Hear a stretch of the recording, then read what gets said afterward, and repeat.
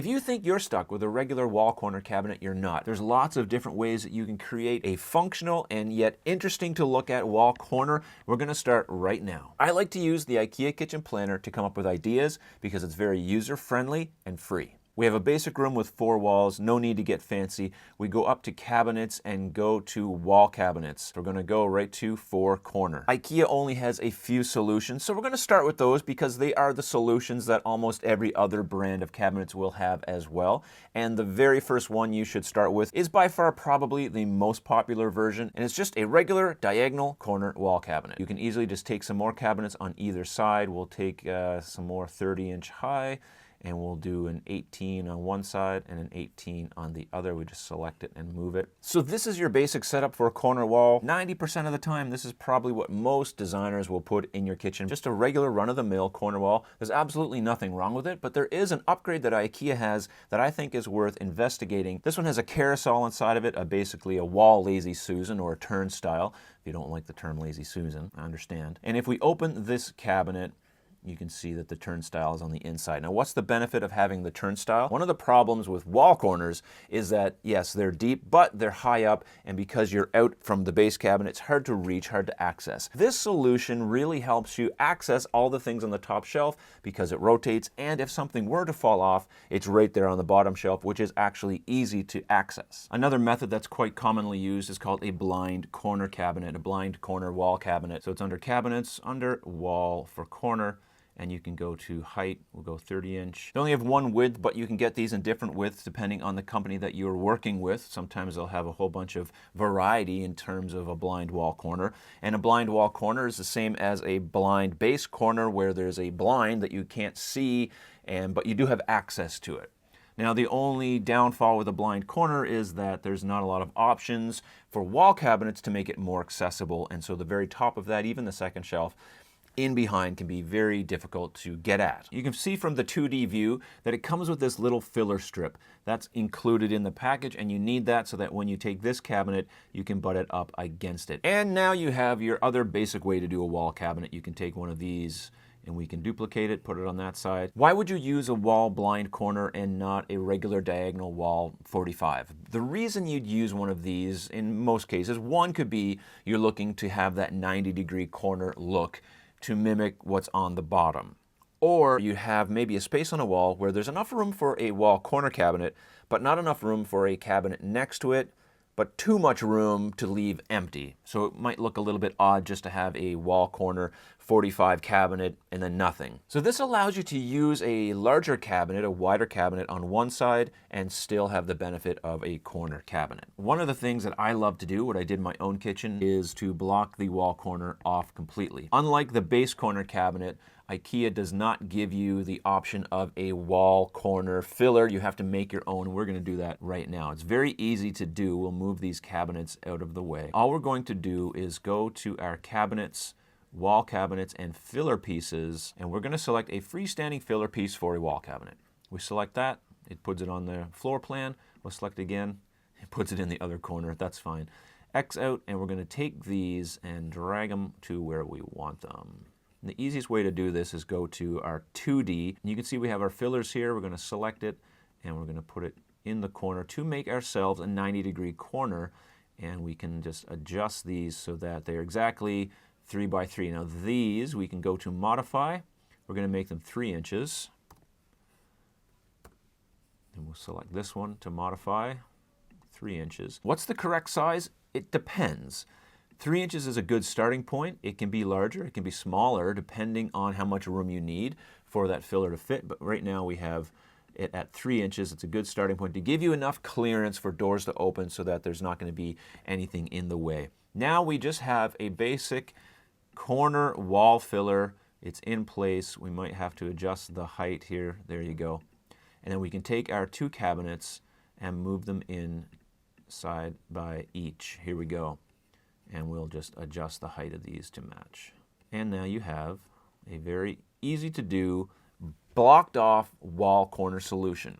This can be very handy for a number of different reasons. One, you don't have room for any other type of corner wall cabinet. You have enough room for something, but not enough room for a full wall cabinet. The reason for using a blocked off wall corner like this, the cabinets on each side can be wider and they're more usable. They're more accessible because you're not digging back into that corner on the top. For the little bit of space that you're wasting, this is a great way to do it, especially if you want to have that 90-degree corner look to mimic the bottom. You can always do it this way. Situations like this could get you in trouble depending on the size of the fillers and how close those handles are to each other and whether or not they could interrupt each other upon opening. So make sure you know how big the fillers need to be, where the handles are, and the amount of access you need to open those doors. Likewise, if the fillers are too small and you have this hinged to the other side, we'll put it on the right, and you go to open that door, then you might run into trouble because you don't have a big enough filler. We'll open this door here. So it opens up all the way. We're happy with it. We can move on. The rest of these ways are not so common, but still they're easy to do. The first way we're going to look at is by 45ing a regular wall cabinet. Go into your 2D mode and we can move these cabinets around. And we're going to keep the fillers in play because we're going to need them in a second. You might want something wider for a wall corner cabinet. And so using a regular wall cabinet is definitely the way to do it. Walls with doors, we'll go with 30-inch high like normal, and maybe we want to go 30 inches wide. We'll select our 30-inch cabinet, it puts it on the plan, we will select it and drag it, and then we're going to use this little arrow to rotate, and we can move that right in place. If you're designing an IKEA kitchen and you want my help, check the link in the description below. So now we have a wall cabinet on a 45-degree angle. What's the problem here? Well, the problem is you have to somehow install it on the wall, and so you'll have to build something in that corner in order to make this work. Sometimes this can just be framing, or you might build your wall to be 45, and then this is just super easy to do because you just mount it on that space. But here's the problem, is that this filler, when you bring it over, is now too deep. So that when you bring a cabinet next to it, this isn't going to work. So the option here is we have to make sure that this cabinet is pulled out off the wall so that the fillers connect in the right spot, like that. So you have this space here that's wasted. That's okay for now. We're not worried about wasted space right now. We're just talking about the methods. We can argue about wasted space later. So once we have our cabinet in the right position, we can put our other cabinets next to it. Now we have this 45-degree wider section of wall corner. When we go to 3D, we can see here how it looks. And this may be exactly what you're looking for your kitchen. So if you 45 the base corner, this might be an option for you to 45 the wall to make it match in terms of look, and it's very easy to access because it's just like a standard wall cabinet. Now another great solution for a wall corner is to also add an appliance garage. There's lots of different ways you can do this. Many companies just sell an appliance garage wall corner unit that you can just install in place, but if you're using something like IKEA or other brands that are ready to assemble, you can get cabinets to fit underneath. In this instance, I put a drawer bank under this cabinet, but you can also just do a regular wall corner, and IKEA has one that's only 20 inches high. You can put that underneath and you have yourself an appliance garage. And it's very simple to do. Thankfully, we go to wall corner and we can select our 20-inch high, put that on our plan, put it kind of low to the floor, and then we'll go to our 30-inch high corner wall cabinet. We'll do the one, hey, let's do one with glass and a carousel. We'll select that.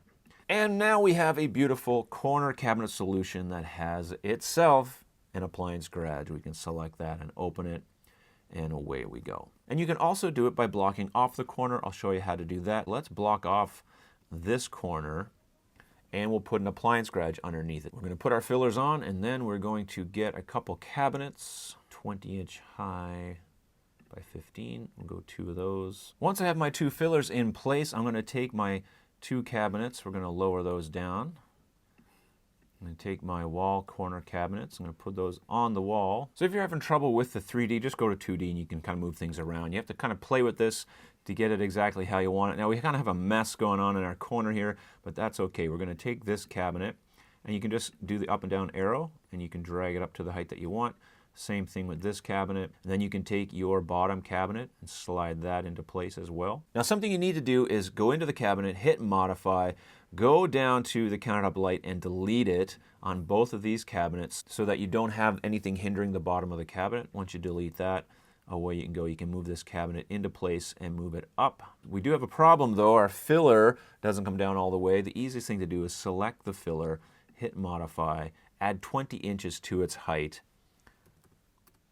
and then drag it up and down into place. We'll add a few more cabinets on each side just to kind of complete the look of this. So here we have this wall corner solution with appliance garages on either side, creating a 90-degree corner. The corner is completely blocked off. Just another creative way to create a corner solution instead of just the run-of-the-mill diagonal 45-degree wall cabinet. The great thing about these kitchen planners and the great thing about designing kitchens is there's no right or wrong way to do it. Well, maybe there is, but you can play around with things to get ideas and to see what they look like. You might look at this and be like, no, I don't think I'd want something like that for my kitchen. But now that I know and I know how to do it, it might spark another idea. You might come up with something else that I never thought of and you never thought of until you just, kind of stumbled upon it.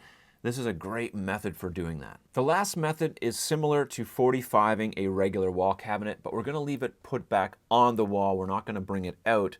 And here's how you do that. You take a regular cabinet with a door. Could have a glass door, could be whatever you want. The size doesn't really matter. We're going to go with a 30-inch high, and we'll do something sort of wide. We'll go 36. We'll put that on our floor plan, and we're going to drag it into place. Once that's in place, we can take our other cabinets. We'll steal these, and we can see now that if we put these cabinets next to it, we have a problem. We're going to put 2 panels on each side of this cabinet to create something for the other cabinets to butt against, allowing you to open those doors and have full access to this cabinet. You're going to use a filler piece cover panel, and we're going to do a freestanding filler piece for a wall cabinet. They'll put that on our plan. We're going to put it into place, rotate this thing to match the cabinet it's going on, so that when we take our adjacent cabinet and butt it up next to it. So you can play around with the positioning, but what we'll do is we'll mimic this on the other side. We're going to duplicate that. This is what the finished product looks like. You just have these 2 panels that come out further than the wall cabinet to create a space for you to put these cabinets next to. When we look at this in 3D, it looks like a regular 45-degree, but this cabinet is inset. We can see from the top-down view. So now instead of that cabinet being pulled out, it's against the wall. There still needs to be some kind of bracket or mounting system so that it can hang on the wall, but allows you now to do your corner on the bottom in a different way so that you still have good access to what's on the top. It might be a look you're going for, it might be accessibility, there might be something that you want to do in that corner by bringing those down to the floor and creating some kind of corner pantry solution that's shallow. There's lots of options here by using these cabinets and just playing around with ideas. Check out to see how much of a pro or a noob you are at designing kitchens by taking this test, and we'll see you soon. Bye-bye.